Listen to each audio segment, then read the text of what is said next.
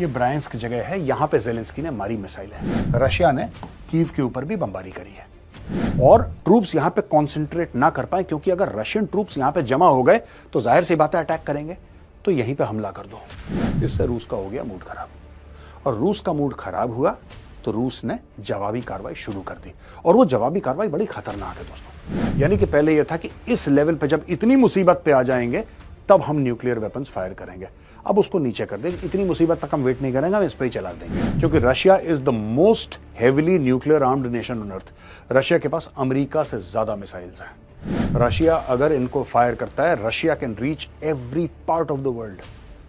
Russia America reach कर सकता है, यूरोप रीच कर सकता है। कोई ऐसी दुनिया में जगह नहीं है जहां पे रशियन मिसाइल्स रीच नहीं कर सकती। भाई ट्रंप का बहुत बड़ा योगदान मिडिल ईस्ट की पीस को यही था, अब्राहम अकॉर्ड्स, जिसकी वजह से चाइना पिनक गया, जिसकी वजह से ईरान पिनक गया और 7 अक्टूबर का अटैक हो गया। भाई जड़ तो वही है। सो ईरान ने फिर ये ड्रामा करा। तो दोस्तों ये होने वाला है। इसके पहले कि ट्रंप बैठे कुर्सी पे, लास्ट वीक ऑफ जनवरी पे ट्रंप कुर्सी पे बैठेगा, उसके पहले जितना तुम कर सकते हो उतना कर लो, क्योंकि उसके बाद वो होने नहीं देगा। ट्रंप के कुर्सी पे बैठने से पहले पुतिन इंडिया आएंगे।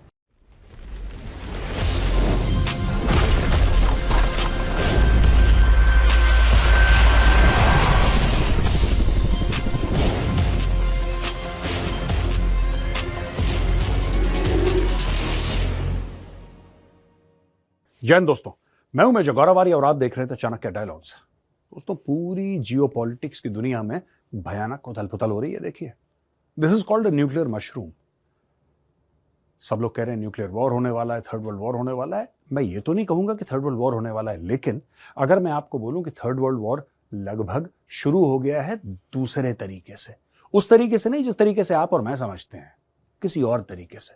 ये हो क्या रहा है, ये तनाव, ये खिंचाव क्या हो रहा है, आज मैं आपको अपने प्रेजेंटेशन के जरिए यह समझाऊंगा। ऐसे वक्त पर जियोपॉलिटिक्स और ग्लोबल स्टेबिलिटी के इश्यूज और भी कॉम्प्लेक्स हो गए हैं। पर यह सिचुएशन सिर्फ इंटरनेशनल पॉलिटिक्स तक सीमित नहीं है। इसका असर ग्लोबल मार्केट्स, जॉब्स और टेक्नोलॉजी के ट्रेंड्स पर भी पड़ रहा है। क्या आप ऐसे वॉलेटाइल और अनप्रेडिक्टेबल एनवायरनमेंट में अपने करियर और फ्यूचर के लिए प्रिपेयर्ड हैं? देखिए, दुनिया में अब पावर वही रखेगा जो टेक्नोलॉजी को समझने में एक्सपर्ट बनेगा, और यही सेम चीज आपके जॉब और करियर में भी अप्लाई होती है। Let me introduce you to Rashi, जो अब एआई का यूज करके अपना करियर और इनकम दोनों ग्रो कर रही है। ये चैट जीपीटी का यूज करके कंटेंट क्रिएट करती है, ज़ेपियर जैसे टूल्स के साथ अपने टास्क्स ऑटोमेट करती हैं और कोड इंटरप्रेटर्स का यूज करके अपने डेटा एनालिसिस स्किल्स एनहांस कर रही हैं। सिर्फ एआई की मदद से राशि ने एक 6 फिगर पैसिव इनकम जनरेट करना शुरू कर दिया है, और वो भी केवल उनकी साइड हसल्स के जरिए। अब आप भी राशि जैसा कुछ बिल्ड कर सकते हैं by attending a 3 hour hands on AI training. ये ट्रेनिंग सेशन यूजुअली पेड होता है, लेकिन पहले 1500 व्यूअर्स के लिए बिल्कुल फ्री है। जी हाँ, इसका लिंक आपको डिस्क्रिप्शन या पिन कमेंट्स में मिल जाएगा। So this training is completely new, और इसे ज्वाइन करने से आपको 5000 रुपीज का बोनस भी मिलेगा। इस एआई ट्रेनिंग से आप जॉब हंटिंग, ईमेल राइटिंग से लेकर salary hike, data analytics, personal branding and even business strategies तक सीख सकते हैं। ये online training sales, marketing, HR, operations या एंटरप्रेन्योर्स सभी प्रोफेशंस के लोगों के लिए है। न्यू वर्जन का ट्रेनिंग मैं खुद अटेंड कर चुका हूं, और मैं आप सबको भी सजेस्ट करूंगा कि आप भी ये क्लास ज्वाइन करें एंड अपने करियर को सेफ एंड सिक्योर बनाएं। इस ट्रेनिंग का लिंक आपको डिस्क्रिप्शन एंड पिन कमेंट्स में मिल जाएगा। And also join there WhatsApp group for regular updates about the training. तो दोस्तों, ये एआई ट्रेनिंग के बारे में जो मैंने बताया था, इसको बिल्कुल मत भूलिएगा। डिस्क्रिप्शन बॉक्स में पिन कमेंट है, वहां पे जाइए, लिंक को क्लिक करिए। पहले 1500 सब्सक्राइबर्स के लिए ये बिल्कुल फ्री है। तो दोस्तों वापस आते हैं स्लाइड पे, और इस स्लाइड में मैंने दिखाया है ये न्यूक्लियर मशरूम। जब बॉम्ब ड्रॉप होता है ना, न्यूक्लियर बॉम्ब, ये एक्सप्लोड होता है तो एक मशरूम टाइप का क्लाउड बनता है, और यहाँ पे लिखा है मैंने वर्ल्ड वॉर 3। क्या है इसकी पूरी कहानी, चलिए अगली स्लाइड में मैं आपको समझाता हूँ। अब दोस्तों मैं आपको समझाता हूँ कि पूरी स्टोरी क्या है न्यूक्लियर वॉर की, और क्यों रूस इतना भड़क गया है। आपको पता है कि जो बाइडेन का दिया बुझ रहा है, और जनवरी के एंड में ट्रंप आएगा और ट्रंप टेक चार्ज कर लेगा। जो बाइडेन जो है ना, इसने क्या करा, जाते जाते इसने काम करा। इसने ज़ेलेंस्की को यह बोला कि ये जो मिसाइल है ATACMS, जिसका रेंज 300 किलोमीटर है, तुम रूस पर चला दो। अच्छा, हम डिस्कस कर चुके हैं ना पहले कि 300 किलोमीटर वाला रेंज का चला दो। अच्छा, जेलेंस्की ने चला दिया। ये ब्रायंस्क जगह है, यहां पे जेलेंस्की ने मारी मिसाइल है, तकरीबन 6 मिसाइल उसने फायर करी हैं। अच्छा, इन मिसाइल्स का कारण क्या है फायर करने का, क्यों कर रहा है? पहली बात तो ये डीपर जा सकती है मिसाइल, पहले इतना नहीं मार पाते थे, ये 50, 70, 80 किलोमीटर तक मार पाते थे, अब 300 किलोमीटर की मारक क्षमता इनकी हो गई है। वहां पे जो रशिया है, रशिया ने कीव के ऊपर भी बमबारी करी है। अब इनके पास ये कैपेबिलिटी नहीं है यूक्रेन के पास कि कीव से मिसाइल फायर करें और सीधा मॉस्को पे हमला कर दें। This capability they do not have. लेकिन यहां पे जहां पे ट्रूप्स का कलेक्शन था इनका, कुर्स्क में, जो एरिया यूक्रेन वाले थोड़ा बहुत, ज्यादा नहीं, थोड़ा बहुत, थोड़ा सा एरिया कब्जा कर चुके हैं ये रशिया का यहां पे, तो या तो इन्होंने यहां से ठोकी है मिसाइल, या इन्होंने यहां से ठोकी है, या इसके आसपास कहीं से भी। मतलब मैं कीव का आइडिया दे रहा हूं आपको, मैं ये नहीं कह रहा यहां से हो सकता है यहां से भी मारी हो मिसाइल्स, पर इस एरिया में, जिसको मैं दोबारा बता देता हूं, ये जो ब्रायंस्क वाला एरिया है, इसमें इन्होंने 6 मिसाइलें मार दी हैं। ये ट्रूप कॉन्सेंट्रेशन का एरिया था। यहां पे जब इन्होंने अटैक करा, रूस को आया गुस्सा, और रूस को गुस्सा आना, देखिए मैं आपको बताता हूं कि यहां पे मारा क्यों उन्होंने, ये बहुत जरूरी है। बात यह है कि जब आप यूक्रेन के अंदर अटैक करेंगे तो कहीं ना कहीं तो फौजी, आपका एक स्टेजिंग एरिया तो होगा ना, जहां पे फौजी इकट्ठा होंगे, जहां पे उनका एम्यूनिशन होगा, सब कुछ होगा, कैंप होगा, फिर वहां से वो आगे बढ़ेंगे अटैक करने के लिए। आप समझ रहे हैं मेरी बात? यानी कि let me explain like this. अब दोस्तों साफ सीधी बात है, अगर कीव पे हमला करना है तो कहीं ना कहीं से तो ट्रूप्स आ रहे होंगे, या कहीं ना कहीं से मिसाइल आ रही होंगी। अब कीव पे हमला भी हुआ है, राइट? एक बहुत बड़ा ट्रूप्स का जो कॉन्सेंट्रेशन था बॉर्डर के पास, वो ब्रायंस्क में था, और ट्रूप्स यहां पे कॉन्सेंट्रेट ना कर पाए, क्योंकि अगर रशियन ट्रूप्स यहां पे जमा हो गए तो जाहिर सी बात है अटैक करेंगे, तो यहीं पे हमला कर दो। तो ये जो यहां पे अटैक हुए हैं, यहां से खट से मिसाइल का, ये इससे रूस का हो गया मूड खराब, और रूस का मूड खराब हुआ तो रूस ने जवाबी कार्रवाई शुरू कर दी, और वो जवाबी कार्रवाई बड़ी खतरनाक है दोस्तों। अच्छा, इसके पहले कि मैं आपको बताऊं कि रूस ने क्या करा है, यह बताना जरूरी है कि जो बाइडेन ने परमिशन दी क्यों। भाई तुम जा रहे हो, तुम 1-2 महीने के बाद चले जाओगे, तुम इत्मीनान से जाओ, घर जाओ, तुम्हें इस वक्त क्या खुजली हो रही है एंड टाइम पे, मैं आपको बताता हूं। जो बाइडेन की हो गई बेइज्जती बहुत ज्यादा दोस्तों। खास तौर से आपको याद होंगे वो इमेजेस जब यूएस फोर्सेस काबुल से विड्रॉ कर रही थी, अफगानिस्तान से विड्रॉ कर रही थी। बड़ी बेइज्जती हुई यार, जबरदस्त बेइज्जती हुई अमेरिकन की, कि तुम अपने आप को वर्ल्ड का सुपर पावर समझते हो, तुम अपने आप को इतना बड़ा खलीफा समझते हो, यहां पे तालिबान आया और तुम ऐसे भाग रहे हो। जबकि दोहा अग्रीमेंट साइन हुई थी, भागा कोई नहीं, लेकिन जिस तरीके से ऑप्टिक्स आए ना वहां से, जिस तरीके से वो पूरा एक माहौल बना टेलीविजन के सामने, ऐसा देखा गया कि अमेरिका कमजोर है। ऊपर से अफगान वो गिर रहे हैं, कोई हवाई जहाज से गिर रहा है, कोई कहीं से गिर रहा है, लोग पागल हो रहे हैं। इतना पैनिक हो गया क्योंकि अचानक यूएस ने अपना हाथ पीछे खींच लिया दोस्तों। जो बाइडेन के करियर पे सबसे बड़ा धब्बा, ये जाते जाते एक लेगेसी छोड़ना चाहता है। एक तो ये बारूद की सुरंग बिछा रहा है ट्रंप के लिए, ये बात भी सच है, लेकिन ये एक लेगेसी छोड़ना, यार I am a tough guy, यार मैं टफ बंदा हूं, मैंने वो ठीक है जो अफगानिस्तान में हुआ सो हुआ, मैंने पुतिन के दांत खट्टे कर दिए। ये सारी की सारी चीजें, ये पूरी फिल्म इसके दिमाग में चल रही है। पर यहां पे बाजी दोस्तों थोड़ी सी उल्टी पड़ गई है। यहां पे दोस्तों पुतिन ने वार्निंग यूनाइटेड स्टेट्स को, इनफैक्ट वेस्टर्न कंट्रीज को खुली धमकी दे दी है नई न्यूक्लियर डॉक्ट्रिन की। हर एक देश की एक न्यूक्लियर डॉक्ट्रिन होती है, और हर एक देश ये कहता है कि साहब इस सूरत में हम न्यूक्लियर वेपन फायर करेंगे। जैसे भारत ये सोचता है, काफी टाइम तक भारत की डॉक्ट्रिन थी कि जब तक उसके ऊपर न्यूक्लियर हमला नहीं होगा, भारत न्यूक्लियर हमला नहीं करेगा। No first strike, right? Pakistan की न्यूक्लियर डॉक्ट्रिन कुछ और है। पाकिस्तान कहता है कि जब हमें खतरा होगा कि हमारा मुल्क बिल्कुल खत्म होने वाला, उस वक्त हम कर देंगे, चाहे हमारे ऊपर न्यूक्लियर हमला हो ना हो। यह पाकिस्तान की न्यूक्लियर डॉक्ट्रिन काफी समय से है। रूस की न्यूक्लियर डॉक्ट्रिन कुछ और थी। अब रूस ने बोला है कि लोअर न्यूक्लियर थ्रेशोल्ड, यानी कि पहले यह था कि इस लेवल पे जब इतनी मुसीबत पे आ जाएंगे तब हम न्यूक्लियर वेपन्स फायर करेंगे। अब उसको नीचे कर देंगे, इतनी मुसीबत तक हम वेट नहीं करेंगे, हम इस पे ही चला देंगे, पहली चीज। और ये रिटन साइन कर चुका है पुतिन, ये रिटन इंस्ट्रक्शंस, नई पॉलिसी को साइन कर चुका है। This is now in force. And second thing, अगर कोई नॉन न्यूक्लियर स्टेट, अब देखिए ना, ये घुंडी है असली वाली, अगर कोई नॉन न्यूक्लियर स्टेट रशिया को थ्रेटन करता है, यानी कि एक ऐसा स्टेट जिसके पास न्यूक्लियर हथियार नहीं है, वो रूस को थ्रेटन करता है, इस सूरत में कि वो जो देश है जो रूस को थ्रेटन कर रहा है या रूस के एग्जिस्टेंस पे हावी हो रहा है, वो अगर किसी न्यूक्लियर वेपन स्टेट से सपोर्टेड हो तो उसके ऊपर न्यूक्लियर स्ट्राइक हो सकती है। यानी कि साफ सीधी बात है दोस्तों, ये यूक्रेन है, ये यूएस है, ये रशिया है। यूक्रेन रशिया के ऊपर अटैक कर रहा है और यूएस सपोर्ट कर रहा है यूक्रेन को। तो ये कह रहा है कि भाई ये न्यूक्लियर पावर है, तुम चाहे न्यूक्लियर पावर नहीं हो, उससे मुझे कोई फर्क नहीं पड़ता, तुम न्यूक्लियर पावर नहीं हो, लेकिन तुम्हें यूएस सपोर्ट कर रहा है, यूएस न्यूक्लियर पावर है, इसलिए हम तुम्हें ठोक देंगे। समझ गए? तो ये रूस ने दोस्तों अपनी पूरी जो न्यूक्लियर डॉक्ट्रिन है वो कर दी है चेंज। पुतिन ने उसको साइन कर दिया है और अब ये बन गया है कानून देश का। ये न्यूक्लियर कानून बन गया है रशिया का कि रशिया लोअर न्यूक्लियर थ्रेशोल्ड, अगर रशिया को धमकी लगेगी या थ्रेटन फील करेगा कि रशिया को लगेगा ये लोग अंदर घुस गए हमारी टेरिटरी, तब मरो। दूसरी चीज कहते हैं कि अगर न्यूक्लियर वेपन फायर होगा तो यूक्रेन के ऊपर होगा। यूक्रेन का नाम न लेते हुए इन्होंने साफ सीधी बात बता दी कि if a non nuclear state is supported by nuclear nation, Moscow reserves the right to use nuclear weapons against that nation. और ये नेशन कौन सा है भैया? ये है यूक्रेन। लिख के ले लो, मैंने लिख के दे दिया, ये है यूक्रेन जिसके बारे में ये लोग बात कर रहे हैं। दोस्तों रशिया के पास न्यूक्लियर वेपन्स जो हैं वो एयरक्राफ्ट बेस्ड भी हैं, उनके पास सबमरीन और शिप बेस्ड भी हैं, उनके पास लैंड बेस्ड भी हैं।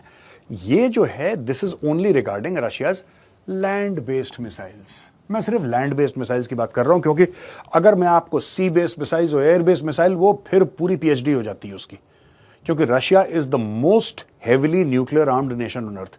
रशिया के पास अमेरिका से ज्यादा मिसाइल्स हैं और हम सब के सब नहीं बता सकते, इट इज इम्पॉसिबल, लिस्ट बहुत लंबी है। रशिया के पास जितने वेपन्स हैं, जितने काइंड्स ऑफ वेपन्स हैं, that is very sophisticated and very staggering. तो हमने बोला सिर्फ साहब लैंड बेस्ड मिसाइल्स देखिए ये, और ये सारी की सारी न्यूक्लियर आर्म्ड भी नहीं है। लेकिन अगर आप इसको छोड़ दें, ये SSC-7 को, ठीक है, इनके पास कुछ तो हैं टैक्टिकल न्यूक्लियर वॉरहेड के साथ, यानी कि छोटे छोटे जो इमीडिएट टैक्टिकल बैटल स्पेस पे इंपैक्ट डाल सकें। पर अगर आप ये देखें साहब, ये it says 2500 kilometres, 300 kilometre, 500 kilometre, 11,000 kilometre, 11,000 kilometres, right. SS-27 mod 1 ये 11,000 किलोमीटर की है। SS-25 साहब ये वाली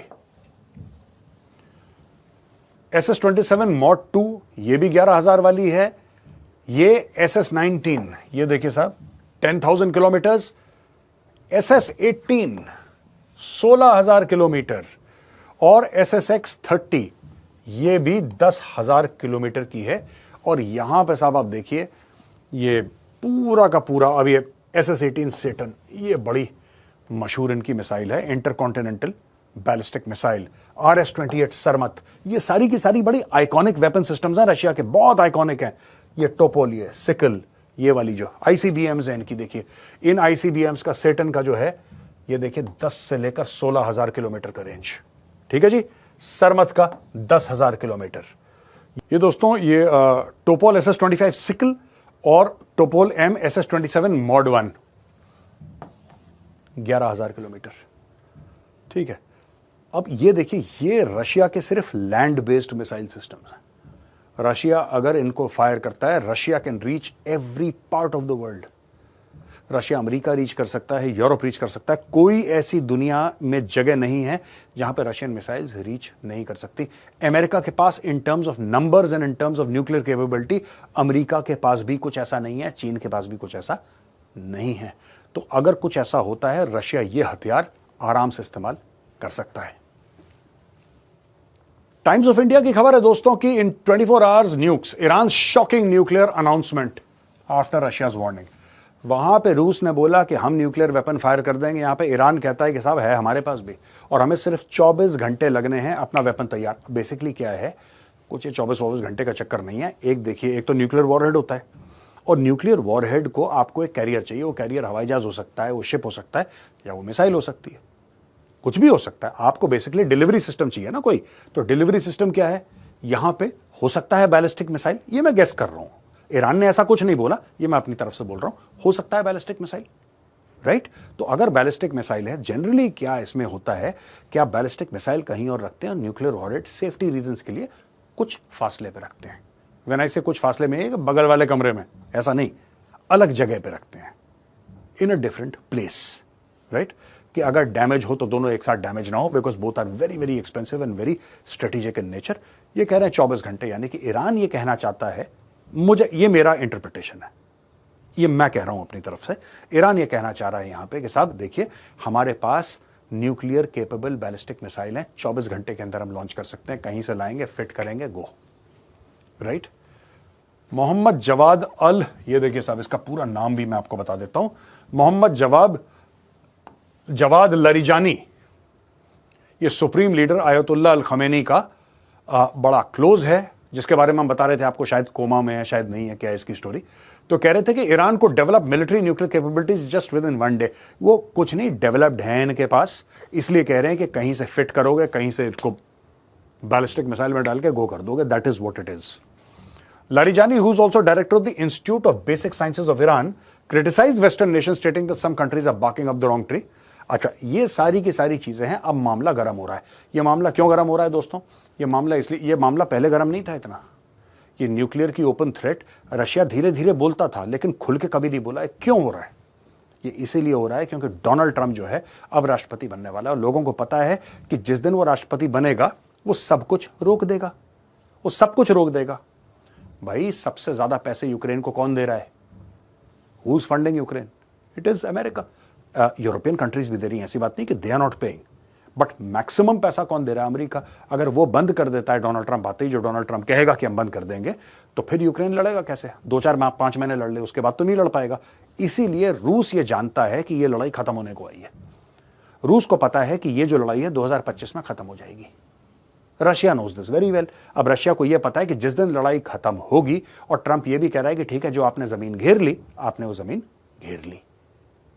ट्रंप ये कह रहा है कि रूस को वो जमीन यूक्रेन की हथियाई हुई वापस नहीं देनी है। यानी कि सिंपल सी बात है कि बॉस, उसके बैठने से पहले कुर्सी पे, ट्रंप के, तुम जितनी जमीन चाहो घेर लो, जितना घेर लोगे, जिस दिन वहां पे सीज फायर होगा तो वो तुम्हारी हो जाएगी। That is Russia strategy.